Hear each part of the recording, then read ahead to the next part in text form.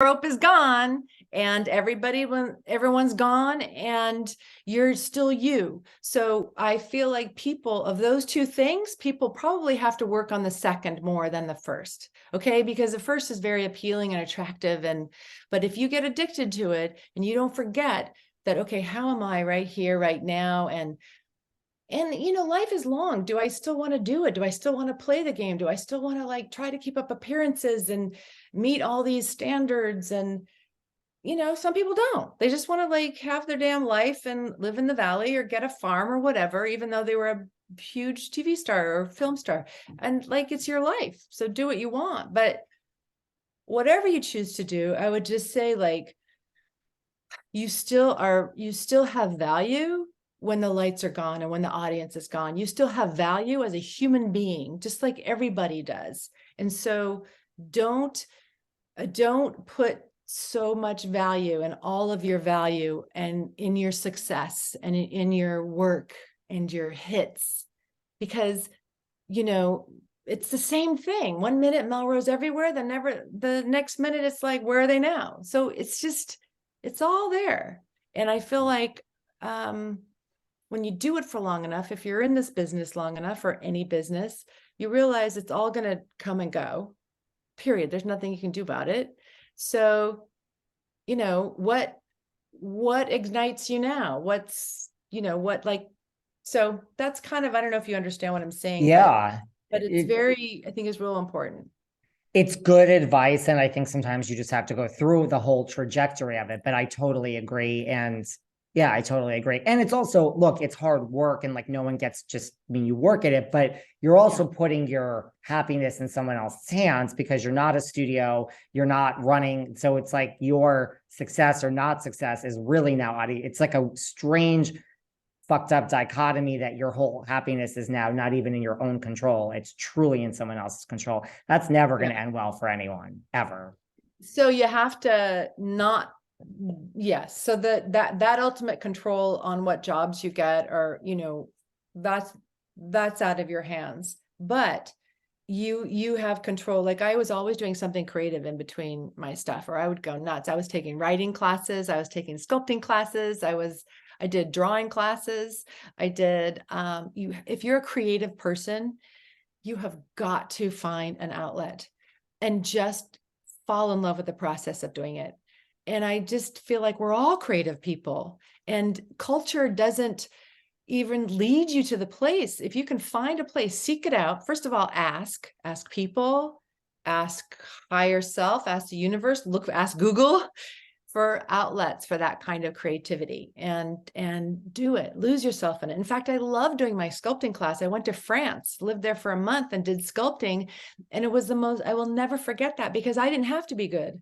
No one knew me. I had never taken sculpting. I could suck at it and that would be fine. It was just about the process of it. It was about having croissants in the morning in this little village. It was about riding my bike through sunflowers where probably Van Gogh painted. It was, all because I didn't have to be good at it. No one was going to measure me.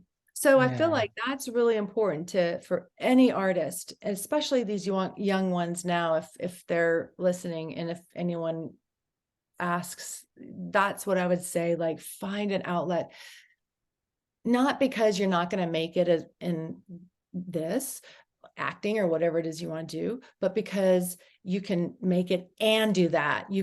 It feeds it, and it gives you a groundedness it gives you a groundedness and a reality. Listen, when I was young, you could have told me all that. I'd be like, oh, whatever, like when I did my sculpting, it was 10 years in, right? It was in the early 90s. So but since then I've learned I got to do stuff. Yeah. Outside of this. Were you ever like almost in the mix for a part, like where you got far, you just auditioned where we're like, oh, that's Julia Roberts and Pretty Woman. It could have been Daphne, like something like that. Were you ever in the mix for a part? I was up for Top Gun. I tested for Top Gun like for a week. I worked with Tom on it. It was me, Demi Moore, and Kelly McGillis who got the part.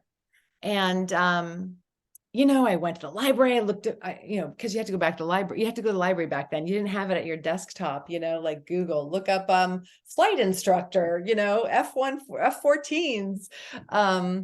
And I just worked on that a lot, and was disappointed that I didn't get that, of course. But I've auditioned for a ton of things that I didn't get, for sure. I loved Agnes of God, and I met with Norman Jewison, and that went to Meg Tilly, who was brilliant in it.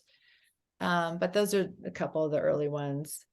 Do you get over things like that quickly? Just like, okay, whatever's meant to be, it just, that wasn't my part, it was someone else's. No, I do now.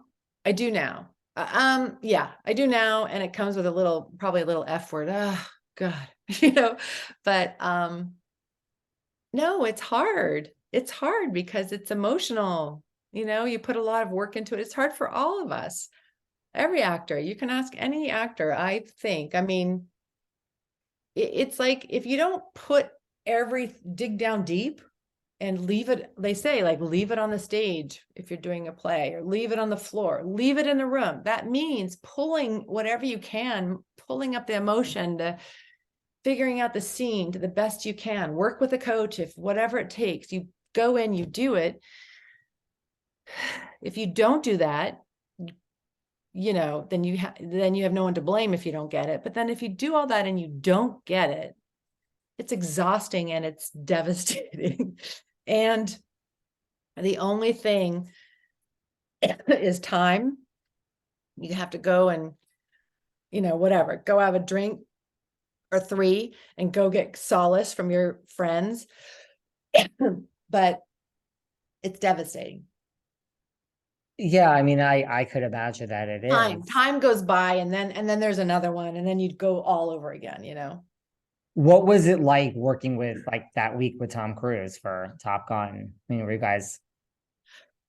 I'm gonna get some water because I had You can some. get water. That's fine. I'll I'm be like right sipping back. on coffee. Take your Sorry. time.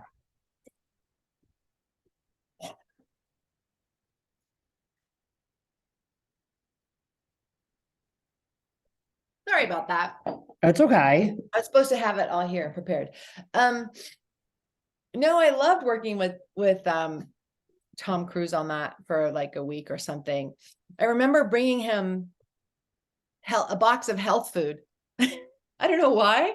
I was really into health food back then. I still am, but I was like, I don't know. I just brought him,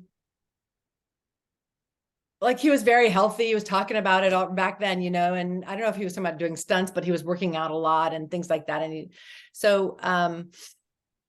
And yeah, he was very giving and very excited about it. And you felt like, oh, wow, I'm totally going to get this. Cause he's like, thinks I'm so, like I also kind of knew him a little bit, but through other people. But then I thought, well, when I knew he knew Demi Moore really well, because Amelia was they were good friends. So he probably was like that with everyone, you know what I mean? But just really, it was fun. It was just fun, just fun.